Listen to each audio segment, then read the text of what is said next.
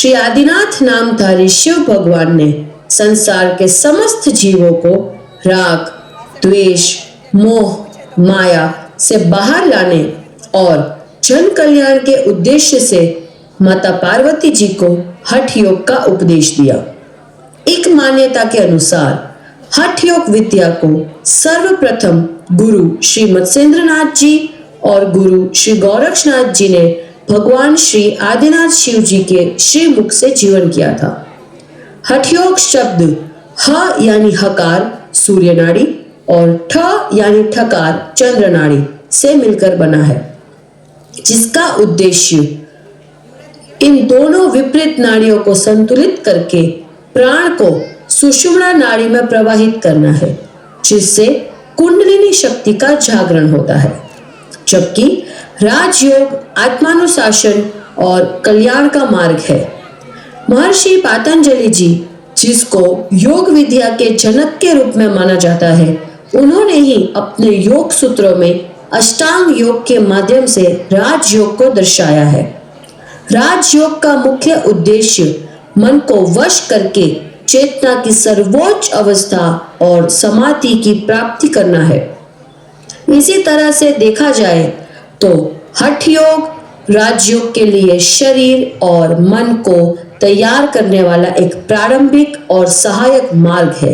यानी हठ योग अगर साधन है तो राजयोग एक साध्य है और ये दोनों मिलकर एक पूर्ण योग प्रणाली बनाते हैं। यहाँ पर हमारे योग मेंबर्स द्वारा हठ योग से राजयोग का पूरा सफर दर्शाया है। हठ योग का सबसे पहला अंग है आसन। योग के विभिन्न आसनों से शरीर की स्ट्रेंथ, स्टेबिलिटी और फ्लेक्सिबिलिटी में सुधार आता है।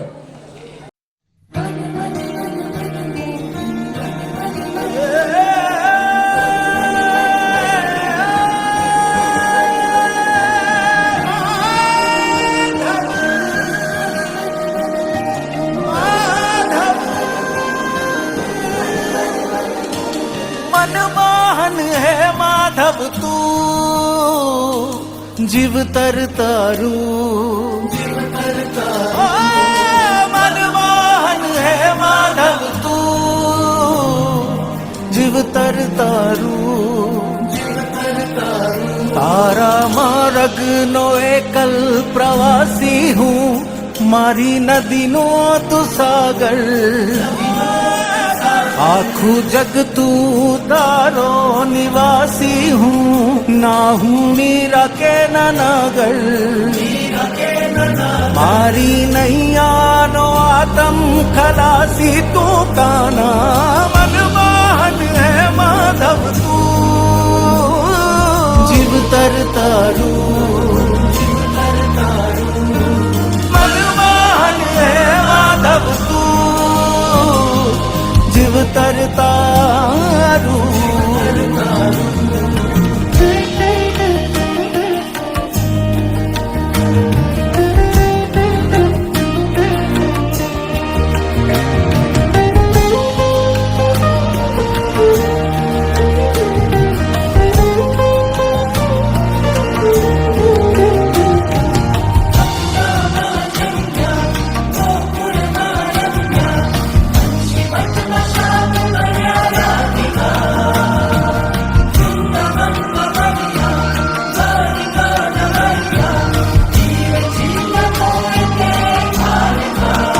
राधा न शब्द शब्द तू, बामन राम बुद्ध तू।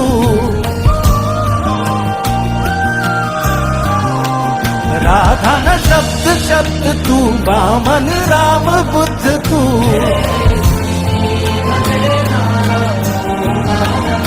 ओ कामण कारा ग्वाला है पालन हारा। रंग रसिया तू लाला, नंदना दुलारा। भारी अटण नो एकल खलासी तू काना। मनमोहन है माधव तू,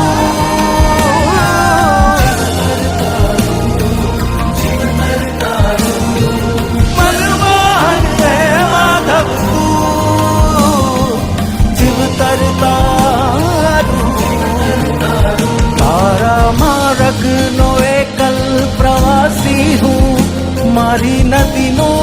सागर। हठ योग के अनुसार श्वास और प्रश्वास की गति को नियंत्रित करता है प्राणायाम।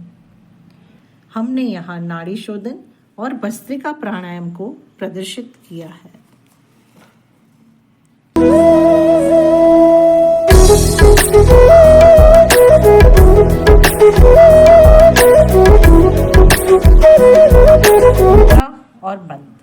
मुद्रा और बंध शरीर की प्राणिक ऊर्जा को नियंत्रित करते हैं, जिससे पाचन, तनाव और मानसिक स्पष्टता जैसे लाभ मिलते हैं। यहाँ पर विपरीत करणी मुद्रा को और त्रिबंध यानी महाबंध को दर्शाया है।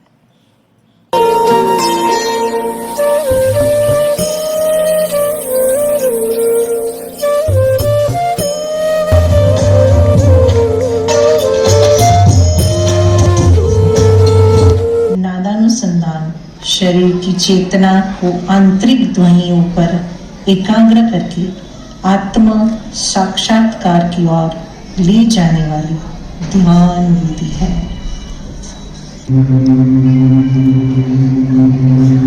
महर्षि पातंजलि जी, जिनको योग विद्या के जनक के रूप में माना जाता है, जो एक महान और विद्वान ऋषि थे। महर्षि पातंजलि जी ने योग सूत्र की रचना की, जिसमें महत्वपूर्ण योग विद्या, जिसको अष्टांग योग कहते हैं, उसे अपने योग सूत्रों में सूत्रबद्ध किया। अष्टांग योग, जिसको राजयोग के नाम से भी जाना जाता है। राजयोग आत्मानुशासन और कल्याण का मार्ग है, जो आंतरिक एकाग्रता और अष्टांग योग के माध्यम से मनुष्य को आत्म साक्षात्कार की ओर, समाधि की ओर ले जाता है। जहां हठ योग शरीर का संतुलन, स्वस्थता और प्राण शक्ति को शुद्ध करता है, जबकि राजयोग मन पर नियंत्रण करके परम चेतना की प्राप्ति को दर्शाता है। यम, नियम, आसन, प्राणायाम, प्रत्याहार, धारणा, ध्यान, समाधि, इन 8 अंगों से मिलकर बना है अष्टांग योग, जो आगे चलकर राजयोग की प्राप्ति करवाता है। तो चलिए समझते हैं अष्टांग योग यानी राजयोग। सबसे पहले यम और नियम को समझते हैं।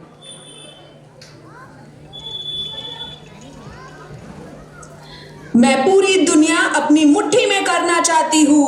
अपने स्वार्थ के लिए मैं किसी की भी हिंसा कर सकती हूँ। मैं झूठ बोलकर भी अपना अहंकार रखना चाहती हूँ। मैं ऐशो आराम और भोग विलास पाने के लिए कोई भी रास्ता अपना सकती हूँ।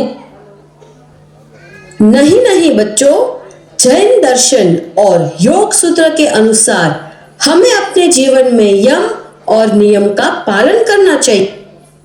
ये यम और नियम क्या है?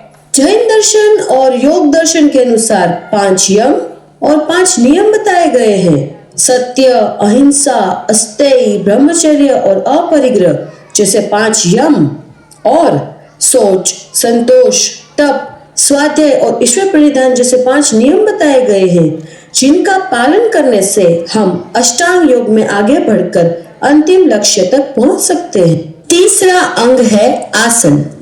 स्थिरम सुखम आसनम, यानी ऐसी अवस्था जिसमें शरीर स्थिर और सुखयुक्त है, जैसे सिद्धासन, पद्मासन, सुखासन और स्वस्तिकासन।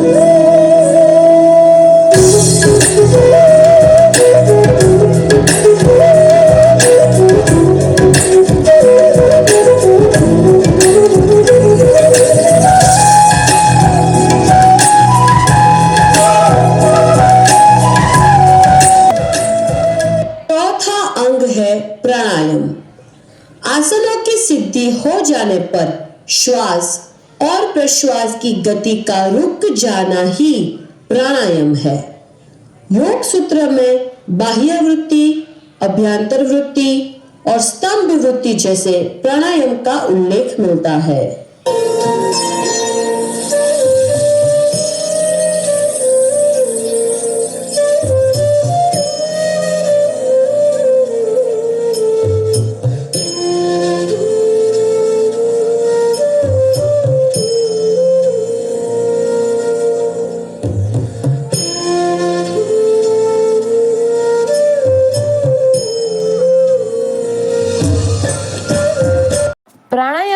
सिद्ध होने के बाद राजयोग का 5वां अंग है प्रत्याहार। यहाँ पर हमने ब्लाइंड फोल्ड योगा डांस के द्वारा प्रत्याहार को समझाने की कोशिश की है।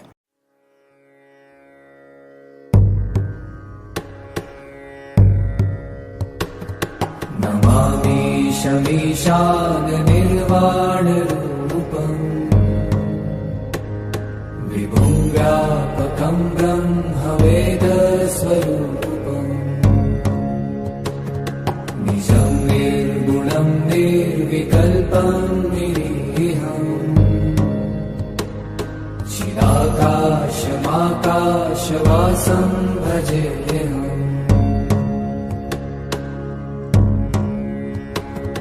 निराकारमोङ्कारमूलं तुरीयम्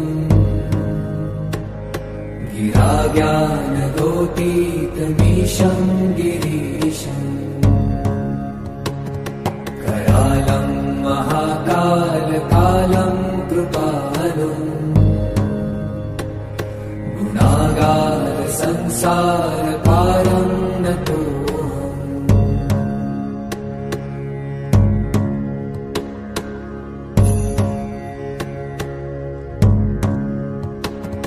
तुषाराद्रिसङ्काशगौरं गभीरम्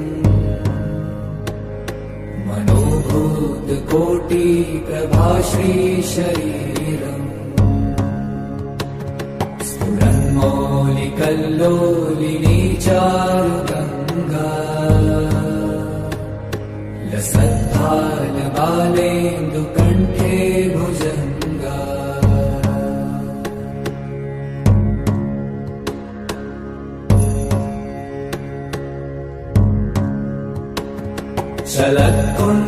छठा अंग है धारणा। प्रत्याहार के बाद शरीर के भीतर या बाहर किसी एक जगह पर चित्त को ठहराना यही धारणा है। यहाँ पर हमने मूर्ति त्राटक के रूप में धारणा को समझाया है।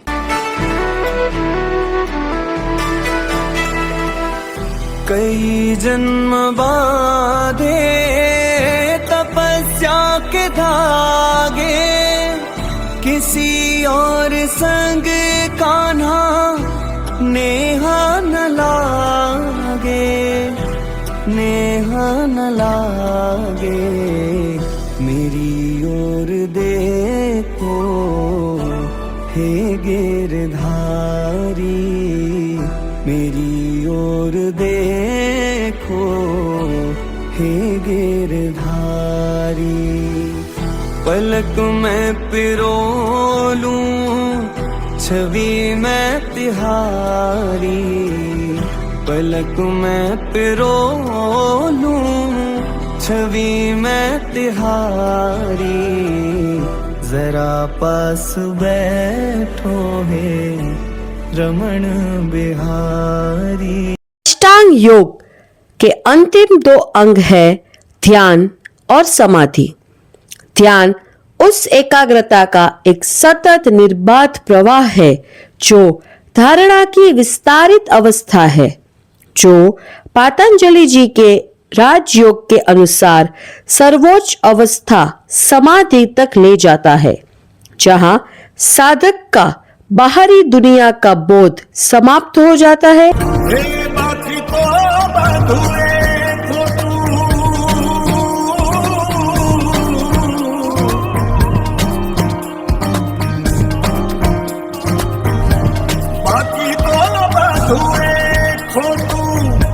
एक तारो मार्ग हाथो,